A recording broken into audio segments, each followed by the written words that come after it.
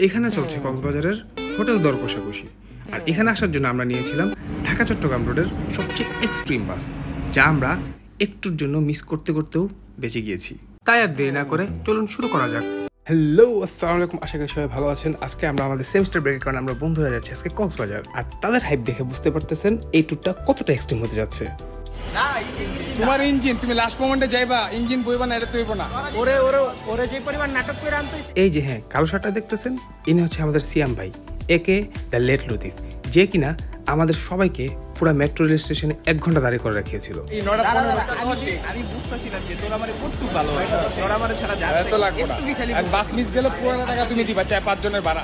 আমরা এতক্ষণ এখানে চাইছিলাম, অলরেডি 20 বাজতেছে, কাউন্টার থেকে ফোন দিতেছে। আমরা এখন হইতেছি বাস ছাড়ার টাইম, আমরা এখন হইতেছি মতিঝিল। বন্ধু কি মানে বাস পাবো? জিসান কটা বাজতেছে বন্ধু? অলরেডি আমাদের টাইম আবার 15তে বাস ছাড়ার কথা, 9:30 বাজতেছে। টাইমিং এর এই পুরো ব্ল্যান্ডারটা হয়েছে একমাত্র আমাদের সিয়াম ভাইয়ের জন্য, যে কিনা টিপিক্যাল ফ্রেন্ডের মতো ট্যুরের ঠিক আগের দিন ক্যান্সেল করছে, সে নাকি যাবে না। কিন্তু সে ভুলে গিয়েছে আমাদের সাথে যাচ্ছিল তার ভাইগনাও, যে কিনা হচ্ছে জিসান। আর তার ভাইগনার সুবাদে আমরা ঠিক ট্যুরের দিন তাকে রাতের বেলা যাওয়ার আগ মুহূর্তে কিডন্যাপ করে ধরে নিয়ে আসি। আর যেটা রিগ্রেট আমাদের প্রতিটা মুহূর্তে হচ্ছে এখন।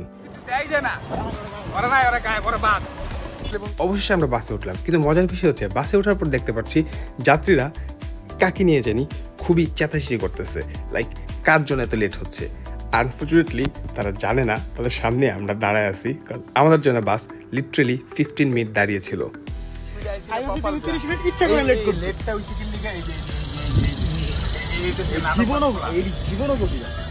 এই তাড়াহুড়ার মধ্যে ভুলে গিয়েছিলাম আমাদের বাসটিকে ইন্ট্রোডিউস করতে। হ্যাঁ, আমরা যাচ্ছি মার্সাতে করে ঢাকা থেকে চট্টগ্রাম। আর আপনারা যারা এই রোডে রেগুলার চলাফেরা করেন তারা অবশ্যই জানেন মার্সা কি জিনিস।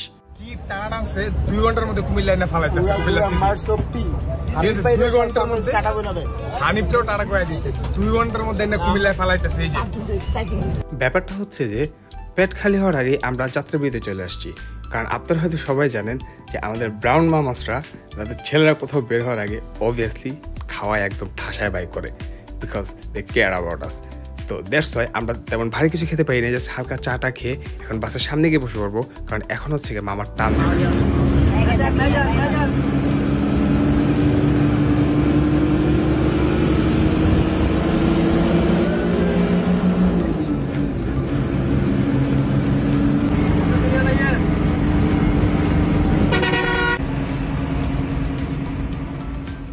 ড্রাইভার সাহেবের চালানো দেখে যতই দেখছিলাম ততই অবাক হচ্ছিলাম। আসলে তখনও আমি জানি না এই রোডে তিনি অনেক পুরানো খেলাড়ি, যে আমাদেরকে ঢাকা থেকে কক্সবাজার মাত্র 5.5 ঘন্টার মধ্যে নিয়ে ফালাইছে। লিটারেলি ঢাকা থেকে মনে হলো এক হাতে উঠাইছে আর এক হাত নিয়ে কক্সবাজার আসার বসছে। তাই আর পাইলট পাওয়ার পরিচয়টা না জেনে থাকতে পারলাম না।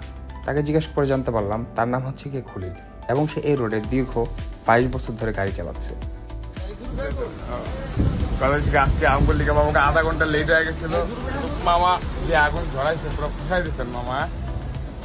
এখন বাজছে 3:30, আর তাই এক একজনের চেহারা এরকম চোষা আমের মতো বিধ্বস্ত হয়ে আছে।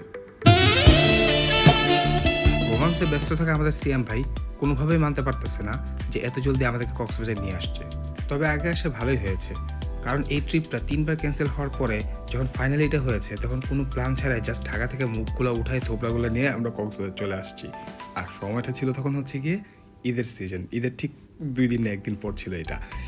তো লিটারেলি এই টাইমে কোনো হোটেল বুক ছাড়া আমরা বাস টিকিট কাটা হয়েছিল আমাদের যেদিন আসছি ট্রাভেলে, ওই দিন সকালবেলা। দেড়শো আমরা চাক্কার ধাক্কা খেয়ে বাকি রাস্তাটা আসা লাগছে।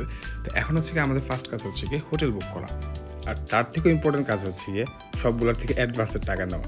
নাইলে কোন চিপা দিয়ে যে কোন দিক টাকা যাবে এটা আপনারা বুঝতেও পারবেন না গ্রুপ ট্যুরের মধ্যে। সো রিমেম্বার দ্যাট, এটা একটা প্রো টিপস আপনারা ধরে রাখতে পারেন।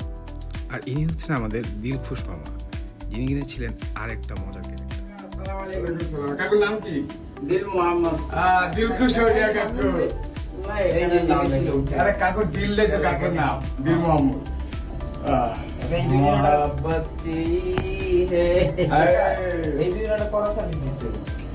আমরা রুম দেখতে যেতেছি। চেহারার এই আজব এক্সপ্রেশন দেখে বুঝতে পারতেছি কি হয়েছে। আসার আগে আমাদের প্ল্যান ছিল আমরা নাকি সাইমনে থাকবো, ঠিক আছে? কিন্তু আসার পর সাইমন তো দূরের কথা, লাইক সাইমনের ধারে কাছেও কোনো কিছু খালি পাইতেছিলাম না। পরে এটা মোটামুটি চলার মতো ছিল দেখে আমরা কনফার্ম করে ফেলি। তবে রুমটা কনফার্ম করার আগে লেমনটাকে একটু স্কুইজ করে নিতে হবে, বুঝছেন? এমন একটা ভাব নিতে হবে যে রুমটা আপনাদের পছন্দ হয়েও নাই আবার হয়েছেও, এখন ডিপেন্ড করতেছে তাদের উপর, তারা কিছুটা ছাড় দিলে হয়তো আপনারা থাকবেন।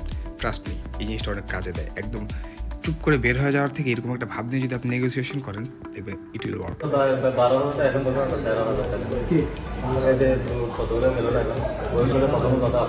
ওই দিন 500 টাকা কম লাভ বেশি লাভ করবেন, কম লাভ করবেন, মন খারাপ করে লাভ আছে না, 80 টাকা 80 টাকা ঢুকার সময় ছিল লাগছিল আমার। আরে আমার নিজেকে যা আছে ওটাই তো কম লাগে। ফুললি স্কুইজ মেরে লেমনটারে মনে করে অ্যাডভান্স করে দেওয়া হয়েছে। এখন আমাদের কিছু ফর্মালিটি পূরণ করা লাগবে, তারপর হচ্ছে আমার হাতে আমাদের চাবি দিয়ে দিবে।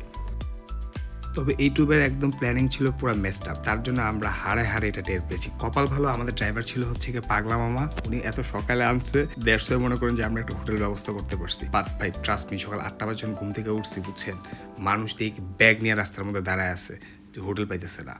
তো ভিডিওটা যেহেতু এই পর্যন্ত দেখছেন, অবশ্যই কমেন্ট বক্সে আপনাদের ফিডব্যাক দিতে ভুলবেন না, তাহলে ভবিষ্যতে আপনার জন্য আরো ভালো কিছু নিয়ে আসতে পারবো। সেই বন্ধু ভালো থাকুন, সুস্থ থাকুন, আল্লাহ হাফেজ।